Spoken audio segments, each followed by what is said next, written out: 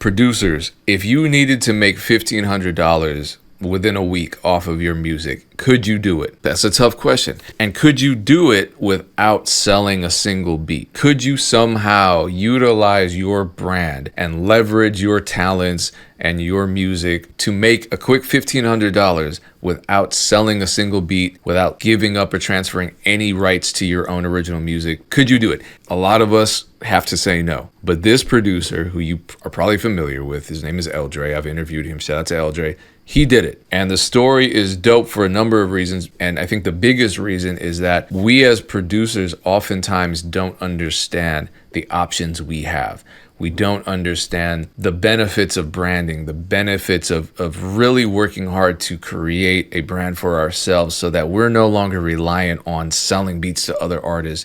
We no longer depend on other people to create value for our own music. Now, it's not for everybody, but let's see what L.Dre did to make a quick $1,500 and see if this inspires you. If this inspires you, you don't have to do exactly what he did, but you may figure out an alternative way to make additional income as a musician, as a producer, as someone who makes beats, as someone who creates music out of thin air, because a lot of power comes with that ability. And oftentimes we don't understand the power that we actually have as creators. Here's his story. Let me know some ways that you've made money off of your music without selling beats, because there are many ways. And a lot of times we're not even familiar with them. L.Dre, he's gone viral for cat videos, among other things, but music as well. You say for cat videos? Yeah.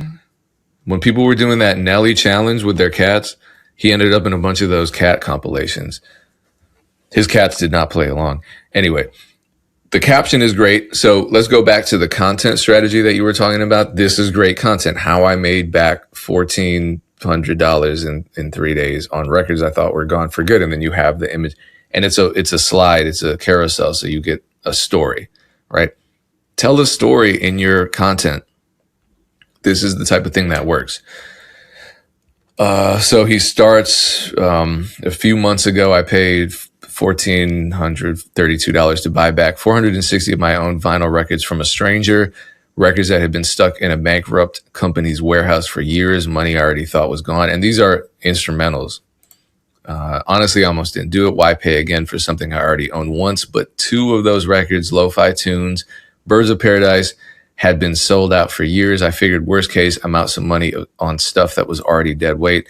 After posting about it, the first weekend alone brought in $1,433, almost exactly what I paid for them. And he's showing the metrics. I don't know what platform that is. Do you know, Dan? It might be just Shopify. Okay, yeah. That's kind of what it looks like, right? Yeah. A few people even bought a copy of every single vinyl I had available, all 5 records in one order. And there's one of the cats. Lo-Fi Tunes and Birds of Paradise alone made $1,186, basically covering what I paid Jorb by themselves. They carried the records I've got way too much overflow of. What got me isn't even the money, it's that people still wanted this stuff years later after everything that happened with the company. I don't know what happened with the company, but it sounds contentious. So, and then look, there's a call to action at the end to sell. So great storytelling, great content, great visuals. How do you rate this, Dame? Yeah, I think it's, especially on Instagram, they typically want you to diversify the surfaces that you use. So when I say surfaces, it's like reels, stories, posts, carousel. So I'm assuming that this wasn't the only post about this. Like he's diversifying the surfaces in which he's telling his story. So, carousel are often a very good way to promote because it could show up several times for that same person, right? So I might log in and see a carousel post and it's on the first slide. The next time I log in, it'll be that same post, but it might be on the second slide if I didn't slide through. Sometimes Instagram will serve up the same carousel post if you didn't slide through all the slides. So, it's a good chance that you're hitting that same person multiple times. So a great use of the carousel for sure. Interesting story. So he's a producer that just put his instrumentals on vinyl. Yeah, I mean he's run up a lot of. I've interviewed him on my channel. So if anyone wants to see the full interview, we talk about his strategies. His content strategy is great too. He's gone viral for a lot of little things that are hilarious. But overall, I just want to show producers that, we earlier talked about YouTube, we talked about TNT selling beats online, etc. Here's another example. I feel like putting type beats on YouTube is DIY, but so is pressing up your own vinyl and then selling it yourself on your own storefront.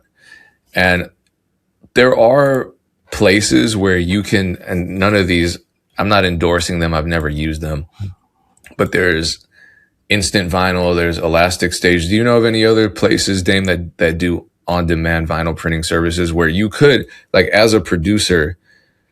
So here's what I really want producers to walk away from this realizing. All right, you make your beats, right? You own your copyrights. A lot of people don't understand, because they'll ask me, hey, if I'm leasing beats on BeatStars, can I put those same beats on the platforms? Can I distribute them? Yeah, you own them. You can do whatever you want. So by extension, you could put them on vinyl. You could create those physical players. I know Sarah, the instrumentalist, had them too. They're like these. Have you seen those, Dame? They're like these futuristic looking transparent music players. They look kind of like what IDK was doing. Well, anyway, that, like, there are just so many different ways to deliver your products to people, but obviously you want to build up your fan base. You want to build up your community. L.Dre's done it. TNT's done it. They're just two producers making different types of music and using different strategies. TNT still has his beat store. He still is uploading beats.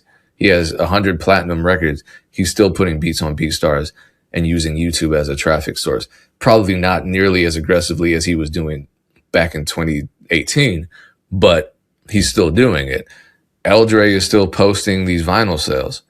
You know what I mean? You look at these people and they're successful in their respective corners of the music space, but they are still consistently working, delivering, posting, branding, etc. And as a result, they are winning because of it. And then they're finding these successes. So this should be inspiring, I think, to producers, both of these stories. Yeah.